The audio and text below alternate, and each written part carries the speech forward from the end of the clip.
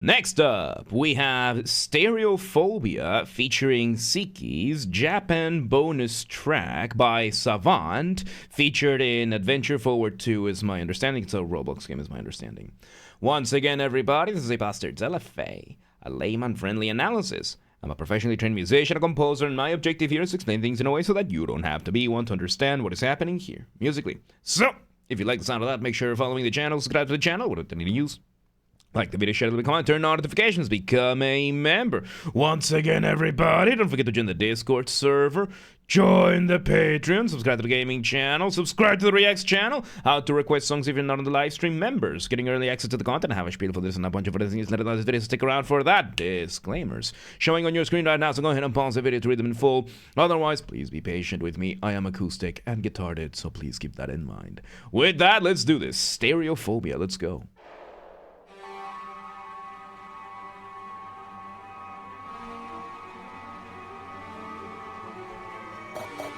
Okay, so we start with some orchestral elements. We're starting with the string orchestra over here. We start with what sounds to be the cello section first, giving us those initial notes, followed by what seems to be the violas, then the violins, each section of violins, second and first, so we're basically going upwards. All of them slowly building up a chord and doing what is called some tremolo. Tremolo in music as a technique is basically rolling your R's as you are hearing these instruments. So instead of just playing one long note, you just basically roll that R. Let me go back a second because we did have, I think, a couple more instruments, and then we had a synth coming in. Let me hear a bit more.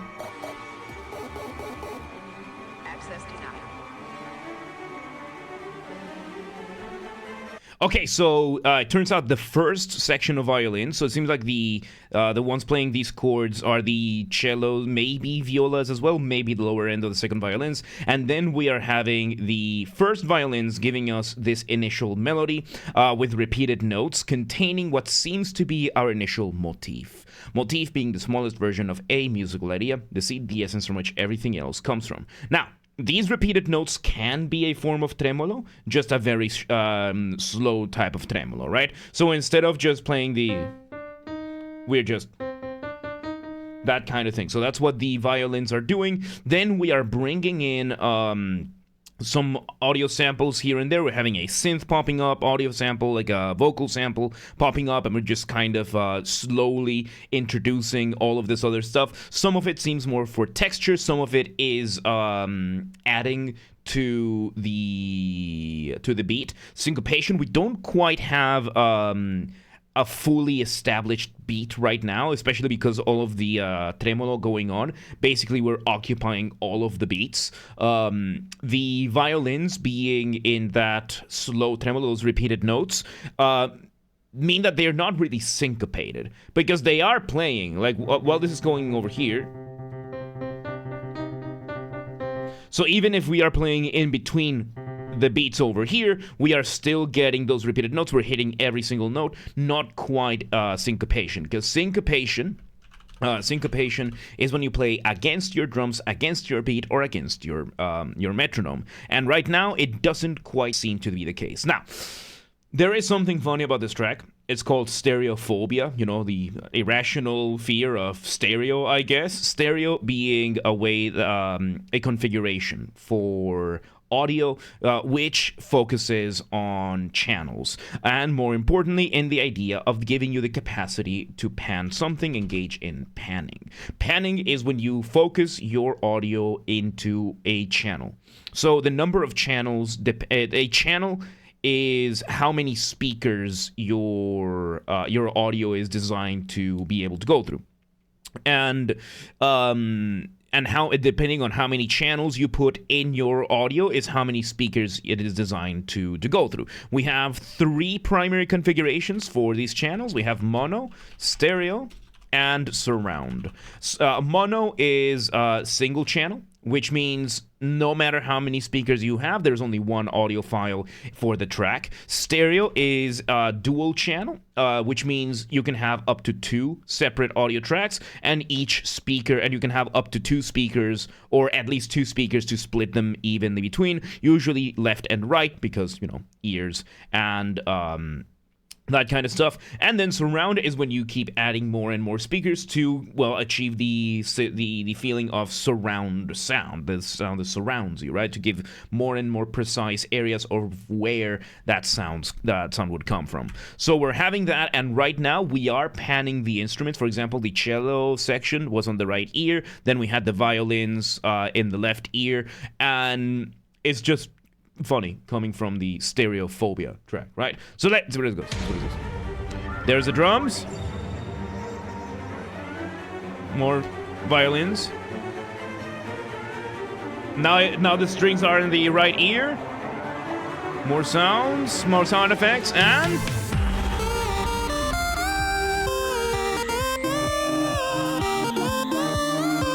nice. Okay, so we switch things over, we bring in the electronic elements, and now we bring what seems to be a reduction of the motif.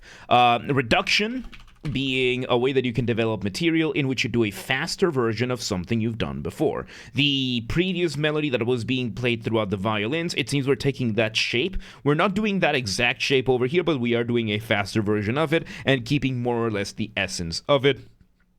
We have in the background synths that are being sidechained with no drums. So sidechaining is basically having an instrument interrupt something else, usually in the context of having a little bass drum, where your bass drum hits and whatever's being sidechained, you can hear the volume go down and then back up. Volume goes down, hit goes in, volume goes back up after the hit. Gives you this sense of like pulsating. We're doing that right now without the drums present, making the silence kind of the beat itself. Let's hear it more. Oh yeah, there we have the drums there. Okay, we'll just talk about the drums.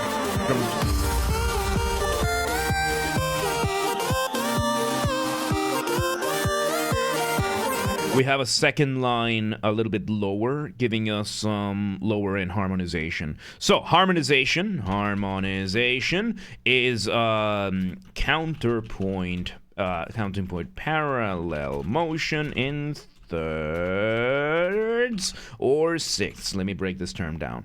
Counterpoint being the study, the art of melodies. How they are, how they develop, how they interact with one another, usually in the context of having two or more melodies playing at the same time. Counterpoint can be measured in many ways, one of which is motion. One of the types of motion we have is parallel motion. Parallel motion means that you have multiple melodies doing the same thing at the same time, the same overall shape from a different starting point or a separate interval. Intervals in music are the distance between notes. There are many ways of counting them. The simplest and easiest one is let's take a scale, right? Let's take, for example, C major, C, D, E, F, G, A, B, which is going to be the white keys in the keyboard starting and ending on C. So we have that. We're going to pick a point of reference. We're going to use C because might as well. Just going to be our root note or our first note. Then you can count up or down. C is our first, up a second D, up a third E, up a fourth F, up a fifth G, up a sixth A, up a seventh B, up an octave C. Octave is the same note repeated up or down throughout the instrument. And just as you can count up, you can count down. C, down a second B, down a third A, down a fourth G, down a fifth F, down a sixth E, down a seventh D, and then down an octave C again.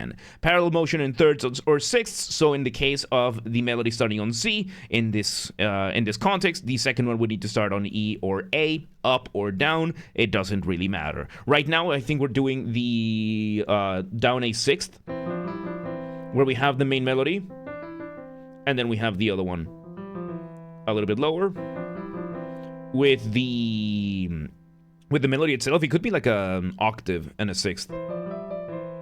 Like we're getting a little bit more distance going on over here with these. Let's see where it goes. Yeah, you can hear that second one. A little bit subtle. Nice, huh? Switching over to just the drums and the backing synth with the chords. Oh, that's the shape of the melody right there. Still side chained. Build up. Filtering everything out. Secondary synth with a secondary melody, and ooh.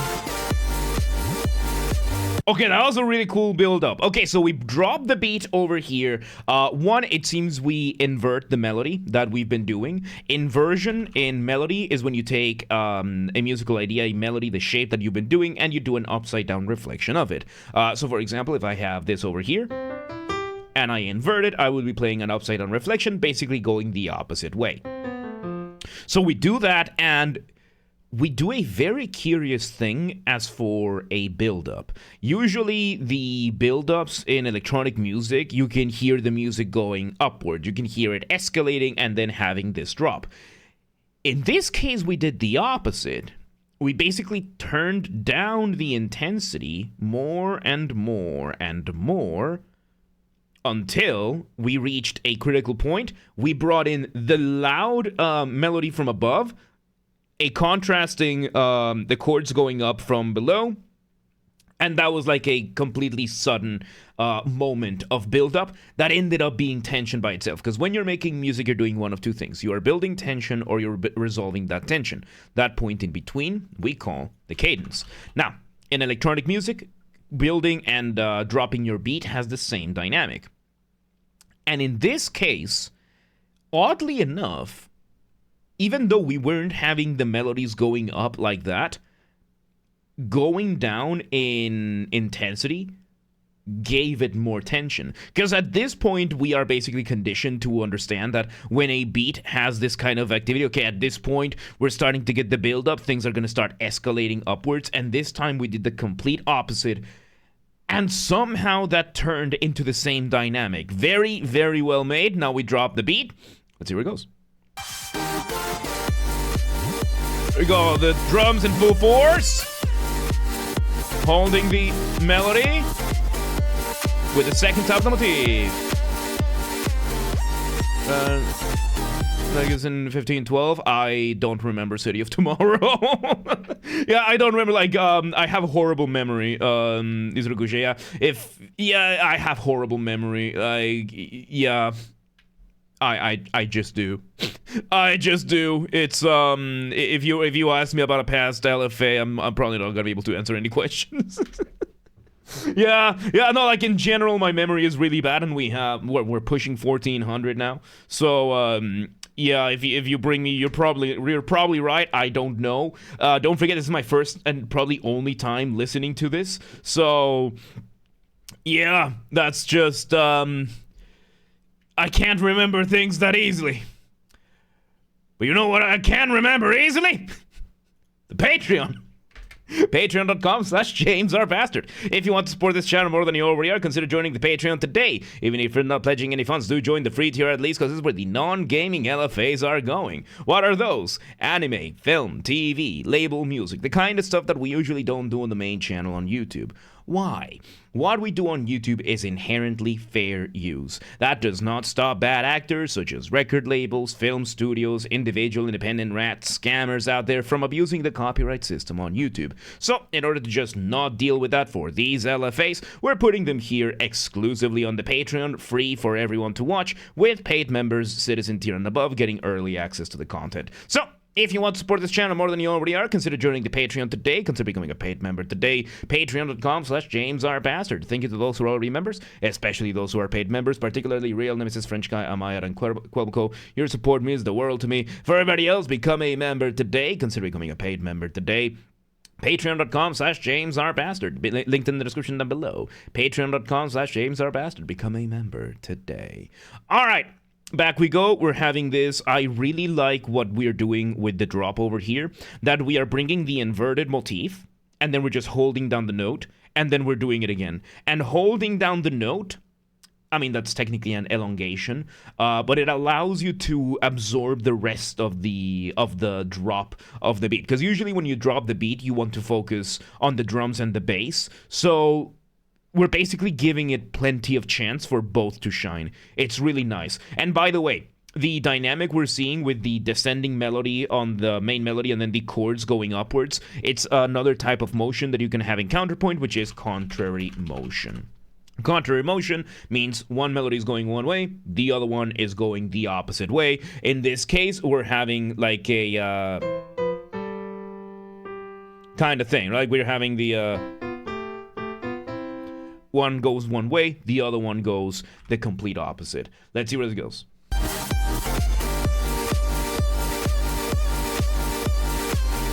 Nice. There's the... Oh, that slide.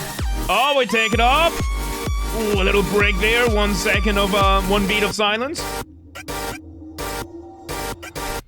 And we now start chopping the... We start using the most devastatingly effective, one of the loudest things you can have in music. Silence. We bring all the attention back to the forefront, to the chords. And we're using this. Was that a pitch bender? No, we have a second synth above with another synth that just has a different texture, and the combination of both just sounds like it. Yeah. Now, some of these other synths, for example, the slide that happened from one to the other going up. Yeah, we're having that. Yeah, we're just those. That's not quite a pitch bender. It's more of the synth is designed to, when you switch from note 1 to note B, just make it just slide throughout the entirety of the notes that exist. So technically, it's a pitch bender, but not in the same way that you would have pitch bending in a regular keyboard. Because usually, pitch bending in a keyboard is like bending a string. But when live dawn reaction, I mean in Limbus. All right, let me hear a bit more. Ooh, new drum kit, no drum beat. Okay, new drum beat, new chords in the background, and we bring back the main melody. Just like that, we're back to the original material. We have a slightly different drum beat. Not completely changing the feeling, because everything else is still working just the same. But it is fresh enough that it keeps things fresh. Let's see where this goes.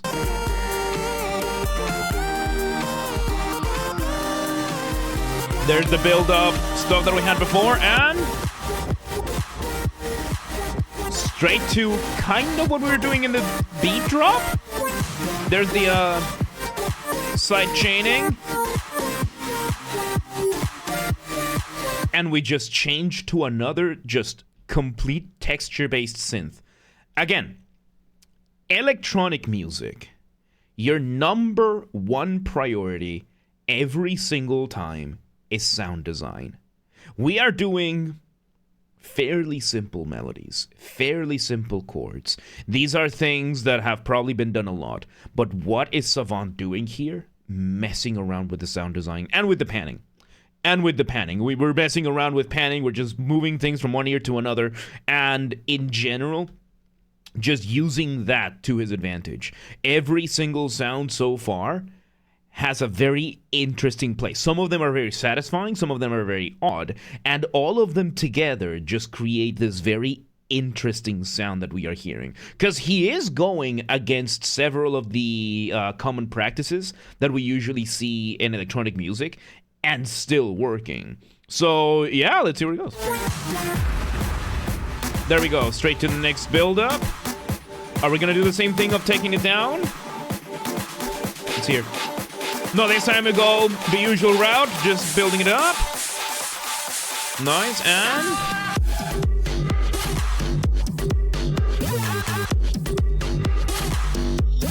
we drop the beat, and this time we make it completely different. We make it completely different, but we bring in a vocal sample right before that, and we're basing it off of the tone and texture of that. This is really cool. This is really cool, because we are using, again, this track is subverting expectations. You know how we hear so much about subverting expectations and everything, like the, what's it called, Star Wars, Rian Johnson did this and it was so bad. But over here, we are subverting the expectations and making a twist that still works, but it still subverts the common practice. Because usually for a drop, you have a very heavy bass, you have a very heavy drums, and nowadays, you have a lot of the whoop-whoopiness, like kind of like the dubstep kind of stuff.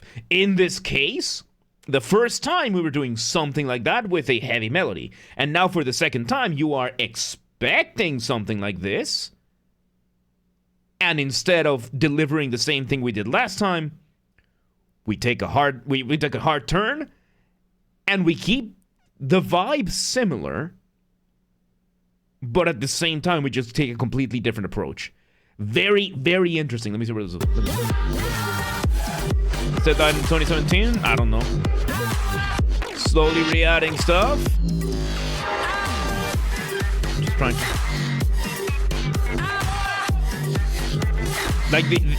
Like the melody, the motif is there.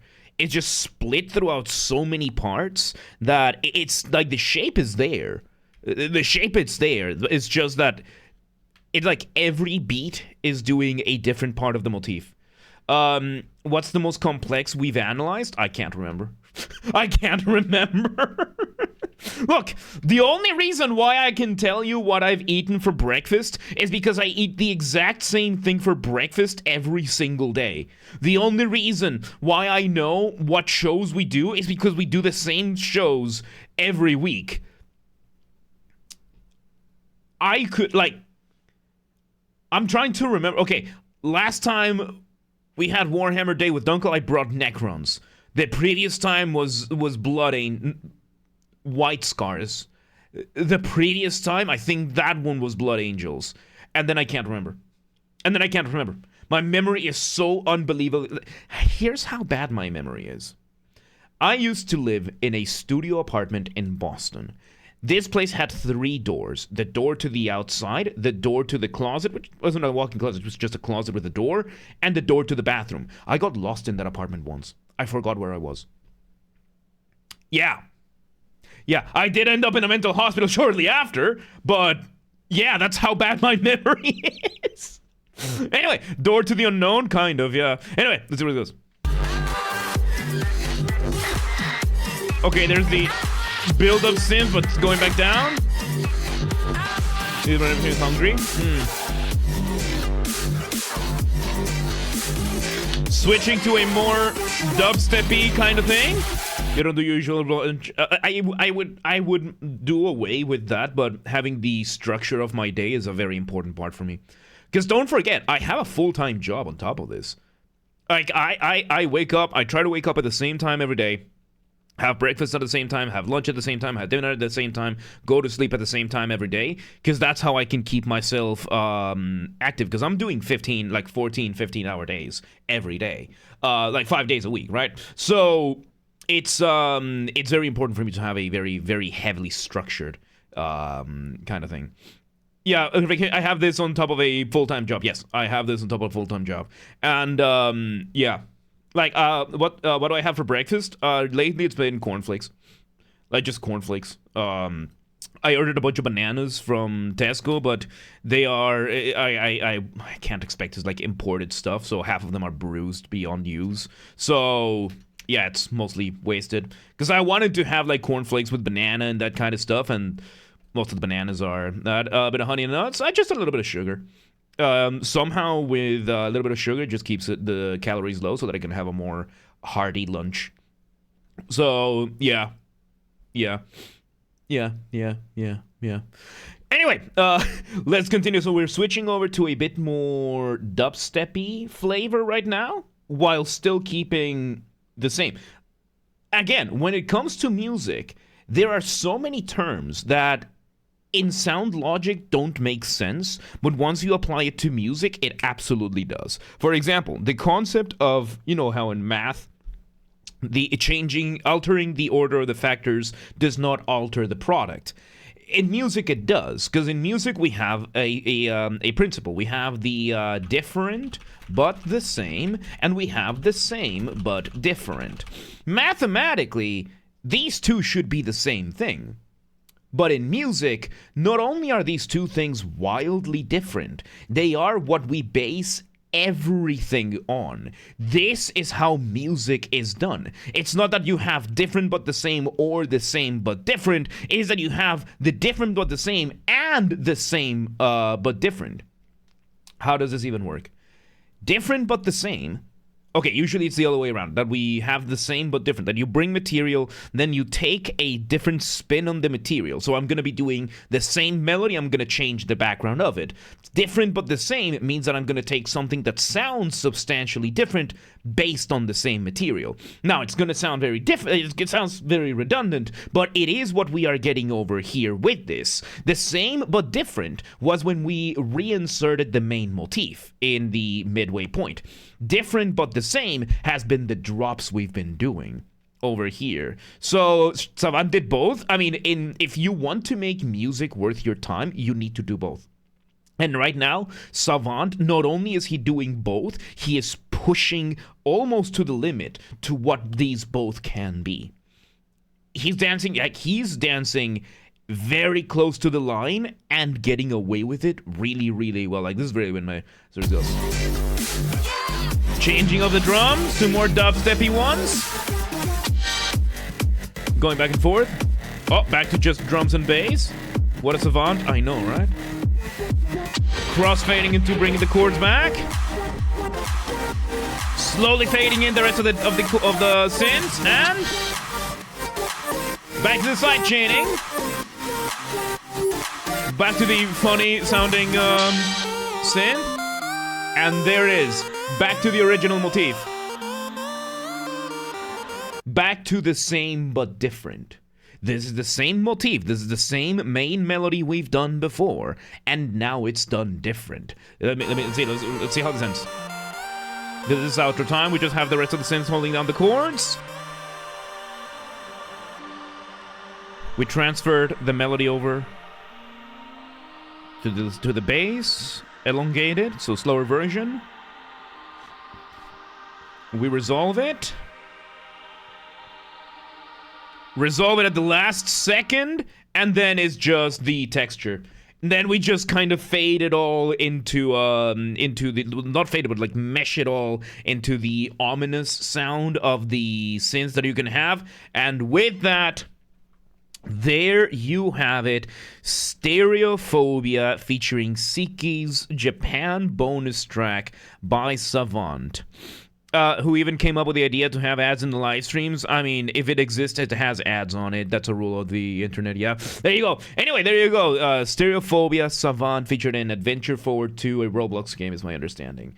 Once again, everybody, this has been a Basterd's LFA, a layman-friendly analysis. I'm a professionally trained musician, a composer, and my objective here has been to explain things in a way so that you don't have to be one to understand what's happened here, musically. So, if you're watching this on the YouTube video archive thing, thank you for watching. Make sure you're following the channel, subscribe to the channel, what are the reviews, like the video, share, leave a comment, turn on notifications, become a member. Once again, everybody, don't forget to join the Discord server. That's where everything gets announced first, whether the stream's going live, the videos going up, the channels, updates, projects, giveaways, everything gets announced there first. We have the community there, we hang out, we chat, we steal memes from other people's servers, claim as our own, where I host the Vintage Story community server, that kind of stuff. Also share these videos with everybody that you know. Use the hype function on YouTube. We have a group on the Discord that coordinates for that, so linked in the description. Help the channel grow. Members get early access to the content. I schedule the videos for a week on Saturdays, and if you're a paid member on YouTube, regardless of your tier, you get access to the videos when I schedule them, at least for the LFAs. So become a member today. If you want to listen to this without me interrupting you in 3.5 seconds, I'll be linking in the description down below. If you want to request a song and you're not on the live stream, check the pinned comment on this video. It has the instructions of what to do. If you want to catch the streams when they happen live, we aim from Monday through Friday. We stream live on Twitch, YouTube, and Kick so that you can tune in from whichever platform you prefer. We have the full up-to-date streaming schedule showing in your local time zone at both Discord and Twitch, both linked in the description. So, if you live in El Bosque, the forest, and you're like, yeah, but what time is whatever time it is in Hungary? I don't live there. Do not worry. Just go to Discord or Twitch, both linked in the description, and it's going to show the streaming schedule up to date in your local time zone, accounting for daylight savings if necessary. And subscribe to the gaming channel. Follow the gaming channel, because of course I have a gaming channel. I'm on YouTube, but it's going to possibly have Games Are Bastard. It's where I put the gaming after show recordings when they happen. We play games on the later part of the stream, and then the VODs for every game we play live eventually end up over here. So subscribe to the channel, linked in the description, or search on YouTube, same username as James R. Basterd, swap the J for a G, and you got it. And subscribe to the Reacts channel. LFAs are React format. This is where we are putting the reacts for everything else. James Reacts Bastard. Subscribe to the channel, linked in the description, or search on YouTube, same username as James R. Bastard. Extend the R to Reacts, and you got it. And yeah, there you have it. Stereophobia, Savant, Adventure Forward to Roblox. That was really cool, dude. I really enjoyed it. Good stuff, man. Good stuff. But yeah, let's move on.